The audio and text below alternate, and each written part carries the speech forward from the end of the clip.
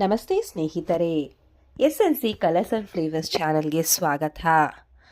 ನಮ್ಮ ಚಾನಲನ್ನು ಇನ್ನೂ ಸಬ್ಸ್ಕ್ರೈಬ್ ಮಾಡ್ಕೊಂಡಿಲ್ಲ ಅಂದರೆ ಸಬ್ಸ್ಕ್ರೈಬ್ ಮಾಡಿಕೊಂಡು ಬೆಲ್ಲೈಕನ್ನನ್ನು ಪ್ರೆಸ್ ಮಾಡಿ. ನಾನು ಮಾಡೋ ಎಲ್ಲ ಹೊಸ ವಿಡಿಯೋಗಳು ಸಹ ನಿಮಗೆ ನೋಟಿಫಿಕೇಷನಲ್ಲಿ ಬರುತ್ತದೆ. ಹಾಗೆ ನನ್ನ ವಿಡಿಯೋ ನಿಮಗೆ ಇಷ್ಟ ಆಗಿದ್ದರೆ ಒಂದು ಲೈಕ್ ಮಾಡೋದನ್ನು ಮರಿಬೇಡಿ. ಹಾಗೆ ನಿಮ್ಮ ಫ್ರೆಂಡ್ಸು ಮತ್ತು ಸ್ನೇಹಿತರಿಗೆ ಶೇರ್ ಮಾಡಿ. ಇವತ್ತು ನಾವು ಗರುಡ ಪಂಚಮಿಯ ವ್ರತಕಥೆಯನ್ನು ತಿಳಿದುಕೊಳ್ಳೋಣ ಬನ್ನಿ. ಸೂತ ಪುರಾಣಿಕರು ಶೌನಕರೇ ಮೊದಲಾದ ಋಷಿಗಳನ್ನುದ್ದೇಶಿಸಿ ಹೇಳಿದರು. ಮುನಿವರ್ಯರೇ, ಸೌಭಾಗ್ಯಪ್ರದವಾದ ಅತ್ಯುತ್ತಮ ವ್ರತವೊಂದನ್ನು ಹೇಳುತ್ತೇನೆ ಕೇಳಿರಿ. ಈ ವ್ರತವನ್ನು ಅಣ್ಣ ತಮ್ಮಂದಿರಿರುವ ಸ್ತ್ರೀಯರು ಆಚರಿಸಬೇಕು. ಈ ಗರುಡ ಪಂಚಮಿ ವ್ರತವನ್ನು ಪ್ರತಿ ವರ್ಷ ಶ್ರಾವಣ ಶುದ್ಧ ಪಂಚಮಿಯ ಶುಭ ದಿವಸ ಮಾಡಬೇಕು. ಈ ವ್ರತವನ್ನು 10 ವರ್ಷ ಮಾಡಿ ಉದ್ಯಾಪನೆ ಮಾಡಬೇಕು. ಶೌನಕರು ಮಹಾತ್ಮರಾದ ಸೂತರಿ, ಈ ವ್ರತದಲ್ಲಿ ನನಗೆ ಆಸಕ್ತಿ ಉಂಟಾಗಿದೆ. ಇದರ ಆಚರಣೆಯ ಬಗ್ಗೆ ಕೃಪೆ ಇಟ್ಟು ನನಗೆ ತಿಳಿಸಿ ಎಂದು ಪ್ರಾರ್ಥಿಸಿದರು. ಸೂತರು ಈ ವ್ರತದ ಬಗ್ಗೆ ಹೇಳತೊಡಗಿದರು. ಶ್ರಾವಣ ಮಾಸದ ಶುದ್ಧ ಪಂಚಮಿಯ ದಿನ ಸೋದರರನ್ನು ಹೊಂದಿರುವ ಸ್ತ್ರೀಯು ಇದನ್ನು ಆಚರಿಸಿದರೆ ಆಕೆಗೆ ಅಮಿತವಾದ ಸೌಭಾಗ್ಯ ಪುಣ್ಯಗಳು ದೊರೆಯುತ್ತವೆ. ಪ್ರಾತಃಕಾಲದಲ್ಲಿ ಎದ್ದು ಶುಚಿರ್ಭೂತಳಾಗಿ ಅರಿಶಿನ ಮೊದಲಾದ ಮಂಗಳ ದ್ರವ್ಯಗಳನ್ನು ಬಳಸಿ ಮಂಗಳ ಸ್ನಾನ ಮಾಡಬೇಕು. ಶುಭ್ರ ವಸ್ತ್ರಗಳನ್ನು ಧರಿಸಬೇಕು. ನಂತರ ಪೂಜಾ ಮಂಟಪವನ್ನು ಹೂಗಳಿಂದ ಸುಂದರವಾಗಿ ಅಲಂಕಾರ ಮಾಡಬೇಕು. ಈ ಮಂಟಪದ ಮಧ್ಯೆ ರಂಗವಲ್ಲಿಯಿಂದ ಶ್ರೀಚಕ್ರವನ್ನು ರಚಿಸಬೇಕು. ಈ ರಂಗವಲ್ಲಿಯ ಮೇಲೆ ಆಸನವನ್ನು ಹಾಕಬೇಕು. ಇದರ ಮೇಲೆ ಅಕ್ಕಿಯನ್ನು ಹೂಗಳನ್ನು ಹರಡಬೇಕು.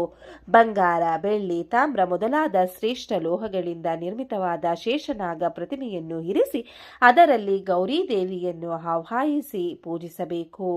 ಪಂಚಾಮೃತ, ಪಂಚಗವ್ಯ, ವಸ್ತ್ರ, ಆಭರಣ, ಗಂಧ, ಅಕ್ಷತೆಗಳಿಂದ ದೇವಿಯನ್ನು ಪೂಜಿಸಬೇಕು. ನೈವೇದ್ಯ, ತಾಂಬೂಲಾದಿಗಳಿಂದ, ಪ್ರದಕ್ಷಿಣಾ ನಮಸ್ಕಾರ, ಧೂಪ, ದೀಪಾದಿಗಳಿಂದ ಆಕೆಯನ್ನು ಪೂಜಿಸಿ 10 ಗ್ರಂಥಿಗಳುಳ್ಳ ದಾರವನ್ನು ಪೂಜಿಸಿ ಅದನ್ನು ಬಲಗೈಯಲ್ಲಿ ಕಟ್ಟಿಕೊಳ್ಳಬೇಕು. ನಂತರ ಬ್ರಾಹ್ಮಣೋತ್ತಮನಿಗೆ ವಾಯನದಾನವನ್ನು ಕೊಡಬೇಕು. ಗೌರಿ ದೇವಿಯಲ್ಲಿ ಪರಮ ಭಕ್ತಿಯುಳ್ಳವಳಾಗಿ ದಕ್ಷಿಣೆ, ತಾಂಬೂಲ, ಧಾನ್ಯ ರಾಶಿಗಳಿಂದ ಸಹಿತವಾದ ದಾನವನ್ನು ಕೊಟ್ಟು ನಂತರವೇ ತಾನು ಭೋಜನವನ್ನು ಮಾಡಬೇಕು. ಈ ರೀತಿ ಯಾವ ಸ್ತ್ರೀಯು 10 ವರ್ಷ ತಪ್ಪದೆ ವ್ರತಾಚರಣೆ ಮಾಡುತ್ತಾಳೋ ಆಕೆಯ ಮನಸ್ಸಿನ ಆಸೆಗಳೆಲ್ಲ ಪೂರೈಸಿ ಪತಿಲೋಕವೇ ಸಿಗುವುದು.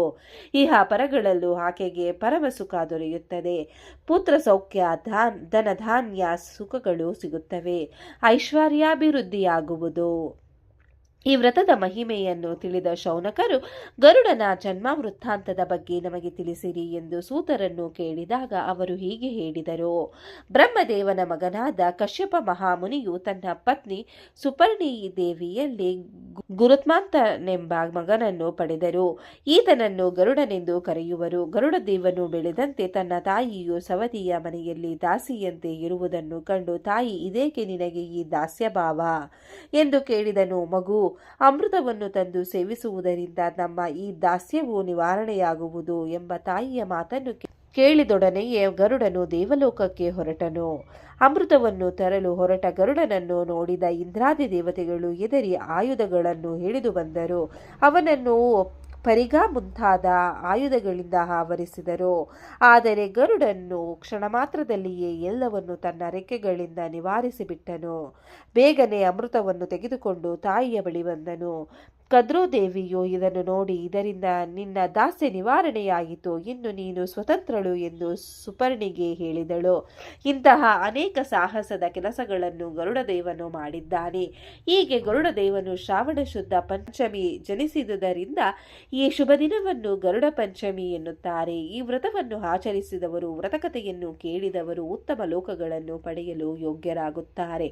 ಇಲ್ಲಿಗೆ ಗರುಡ ಪಂಚಮಿಯ ವ್ರತಕಥೆ ಸಂಪೂರ್ಣವಾಯಿತು.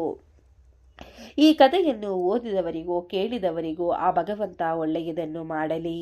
ಧನ್ಯವಾದಗಳು ಸ್ನೇಹಿತರೆ. ವಿಡಿಯೋ ನೋಡಿಕ್ಕೆ ಎಲ್ಲರಿಗೂ ಧನ್ಯವಾದಗಳು. ನಿಮಗೆ ಈ ವಿಡಿಯೋ ಇಷ್ಟ ಆಗಿದ್ರೆ ಪ್ಲೀಸ್ ಒಂದು ಲೈಕ್ ಮಾಡಿ. ನೆಕ್ಸ್ಟ್ ಇನ್ನು ಜಾಸ್ತಿ ವಿಡಿಯೋ ನಿಮಗೆ ಇಷ್ಟವಾದಲ್ಲಿ ಒಂದು ಲೈಕ್ ಮಾಡೋದನ್ನ ಮರಿಬೇಡಿ. ಧನ್ಯವಾದಗಳು ಸ್ನೇಹಿತರೆ. ಶೇರ್ ಮಾಡಿ ಮತ್ತೆ ಸಬ್ಸ್ಕ್ರೈಬ್ ಮಾಡಿ.